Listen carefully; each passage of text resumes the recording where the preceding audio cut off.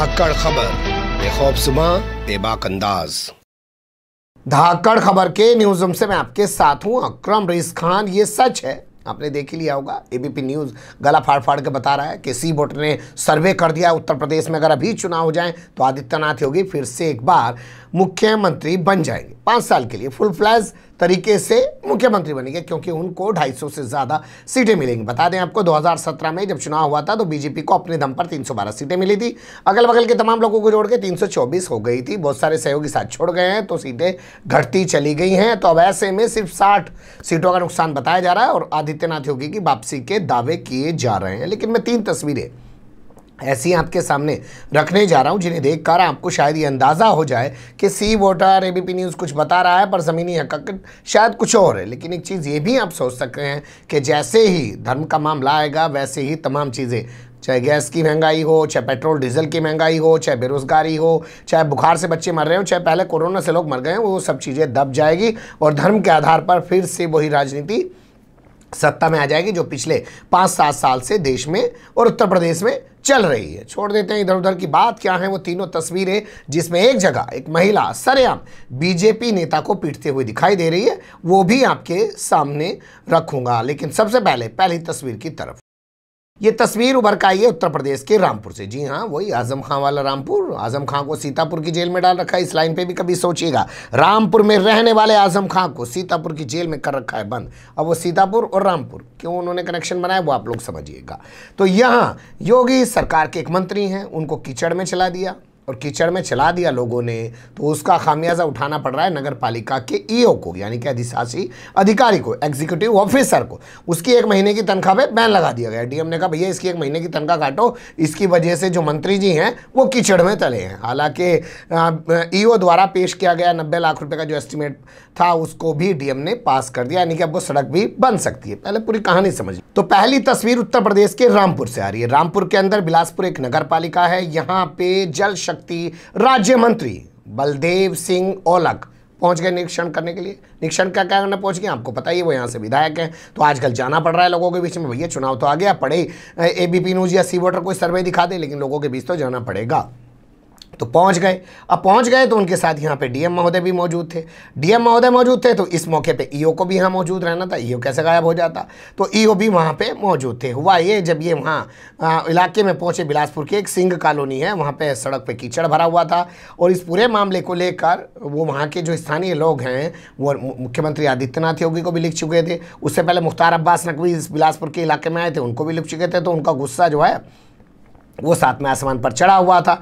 उन्होंने पकड़ा जो राज्य मंत्री है बलवंत सिंह औलख को ले आके कीचड़ में उतार दिया, चलाने पर विवश कर दिया। अब इसको लेकर जो है डीएम ने कार्रवाई कर दी है ईओ पर, यानी कि नगर पालिका के एग्जीक्यूटिव ऑफिसर पर, नगर पालिका के अधिशासी अधिकारी पर, और उनके 1 महीने की तनख्वाह पर रोक लगा दी। लेकिन बड़ा सवाल ये कि डीएम खुद मौके पर मौजूद था, तो डीएम की तनख्वाह आखिर कौन काटेगा, डीएम के खिलाफ कौन एक्शन लेगा और डीएम के खिलाफ क्यों एक्शन नहीं लिया गया। वैसे बताया ये भी जा रहा है कि 28 अगस्त की इस घटना पर एक्शन अब जाके लिया गया है और इस रास्ते को बनवाने के लिए 90 लाख रुपए का एक एस्टिमेट जो भेजा था ईओ के जरिए, उसको डीएम रविंद्र कुमार मंदड़ ने पास भी कर दिया है। लेकिन ईओ को खामियाजा ज़बरदस्त उठाना पड़ा है। 1 महीने की तनख्वाह उनकी चली गई है। उनका नाम राजेश कुमार राणा बताया जा रहा है। तो ये एक तस्वीर है कि लोगों को जब मौका मिल रहा है तो 2 मिनट में बता दे रहे हैं कि जनता क्या है। उतर भाई, मंत्री जी बन के घूम रहा होगा, हमारे वोटों पे घूम रहा, हम यहाँ कीचड़ में चल रहे हैं तो तू भी यहाँ पे चल के दिखा।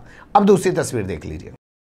ये तो हुई अधिकारियों से जुड़ी हुई और आम लोगों से जुड़ी हुई और एक मंत्री से ताल्लुक रखती हुई खबर। हम आपके सामने जो मुरादाबाद की मैं खबर रखने जा रहा हूँ उसमें भाजपा के नेता के भांजे को और उसके 2 साथियों को दरोगा ने जमकर फट्टे लगाए। जानते हैं ना, फट्टा थाने के अंदर रखा होता है जिसमें लिखा होता है आन मिलो सजना। बहुत सारी जगह पुलिस वाले लिखवा देते हैं और उसको सटाक से खींच के थम पकड़वा देते हैं और थम पकड़वाने के बाद फट सटा सट उससे बजाते हैं। उसे बजाया और उसके बाद जहां मुंशी बैठते हैं जिस कमरे में, उसके पीछे उनको बैठा दिया। अब इस पर भाजपा के नेता का गुस्सा जो है वो 7वें आसमान पे चला गया। उसने विधायक को बुला लिया। विधायक ने कहा भैया थाने में जाके तो कुछ होगा नहीं, डीआईजी के चल लेते हैं, यहाँ जाके क्यों बेइज्जती करें, यहाँ तो ना थानेदार सुन रहा ना दरोगा सुन रहा।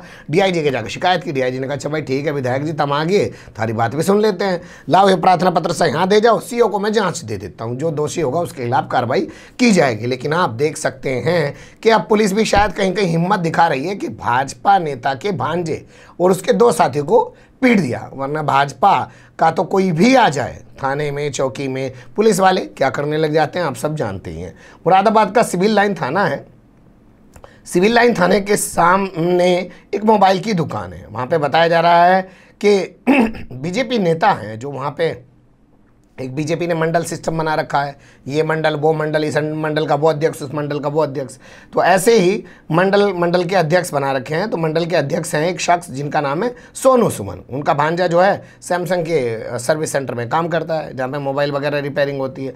बताया जा रहा 2-3 आदमी आए ठीक ठाक से कपड़े पहने हुए थे। उनमें से एक बताने लगा भाई मैं नेता हूँ, जिला पंचायत का सदस्य हूँ मैं, हमारा मोबाइल जल्दी से ठीक कर दे। अब मोबाइल जल्दी ठीक करवाने को लेकर भांजा जो है अभिषेक शर्मा, उससे इन नेताओं की भिड़ंत होगी। मामला बढ़ गया, पुलिस बुला ली। थाना तो सामने है, पुलिस बनाने में कितनी देर लग दी थी। अच्छा पुलिस भी खाली बैठी क्योंकि पुलिस भी बताया जा रहा मौका ढूंढ रही थी कि ये सैमसंग वाले परेशान करते हैं, सर्विस सही पे करके नहीं देते, मतलब कंपनी से नहीं वहाँ जो मौजूद लोग हैं उनसे। बस गई पुलिस और दोनों पार्टियों को लिया ही थाने में। बताया जा रहा है उसी दौरान जिगर कॉलोनी चौकी पर तैनात दरोगा वहाँ पे आ जाता है। दरोगा का नाम बताया गया है महेश कुमार सिंह। बस दरोगा आव देखता है ना ताव, और भाजपा नेता के भांजे अभिषेक शर्मा, उसके 2 साथी रविकांत और जव्वाद, एक मुस्लिम भी है उनके बीच में, ऐसे मत सोचिए कि उन्हीं को पीटा, तीनों को पीटा और तीनों को बैठ के हवालात में के बाहर जो कमरा बना होता है मुंशियों का जहाँ पे वो लिखत पढ़त करते रहते हैं उसके बाहर बिठा दिया। इसके बाद बताया जा रहा है कि भाजपा के नेता यहाँ पहुँचे तो उनको भी दरोगा ने हड़का दिया, थानेदार ने उनको भी हड़का दिया। फिर उन्होंने विधायक को फ़ोन किया, विधायक आ गए और विधायक जो जाके मिले फिर डीआईजी से। डीआईजी के बारे में मैंने आपको बताया ही है कि उन्होंने कहा अच्छा भाई ठीक है जांच करा लेते हैं, जो दोषी होगा उसके खिलाफ कार्रवाई की जाएगी। डीआईजी का नाम शलभ माथुर छपा है और इसके अलावा जो विधायक का नाम है वो है रितेश गुप्ता। गुप्ता जी ने कहा क्यों जाके इसके चक्कर में थाने में बेइज्जती दिख रहे, डीआईजी की चल लो इज्जत बच जाएगी। अभी तक इस मामले में कुछ हुआ नहीं है, लेकिन मना जा रहा है कि दरोगा भी जो सामने सर्विस सेंटर है उनके पीड़ित थे, गुस्सा इनके जरिए उन्होंने अपना भी निकाल लिया। लेकिन अब देखिए तस्वीरें कैसे कैसे बदल रही हैं। अब अगली तस्वीर देख लीजिए।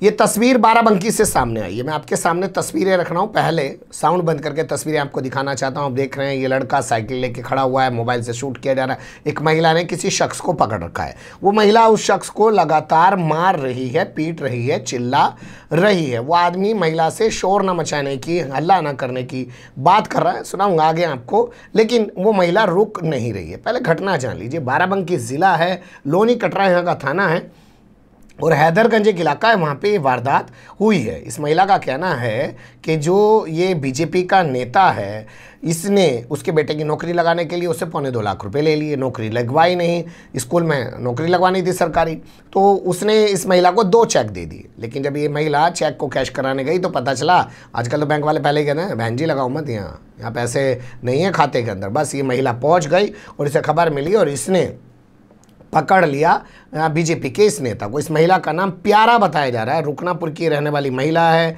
और इस महिला ने थाने में तहरीर भी दी है कि मुझे जाति सूचक शब्द किए। आप समझ सकते हैं किस जाति से ताल्लुक़ रखी होगी, तभी ये तमाम बातें कह रही है। कह रही मेरे बेटे मुकेश कुमार को नौकरी दिलाने की वजह ने 2.25 लाख रुपये मुझसे ले लिया, पैसे नहीं दे रहा है। बीजेपी के मंडल अध्यक्ष का नाम उत्तम वर्मा बताया जा रहा है। अब आप बोलती हुई तस्वीरों की ज़बानी पूरी कहानी सुन लीजिए।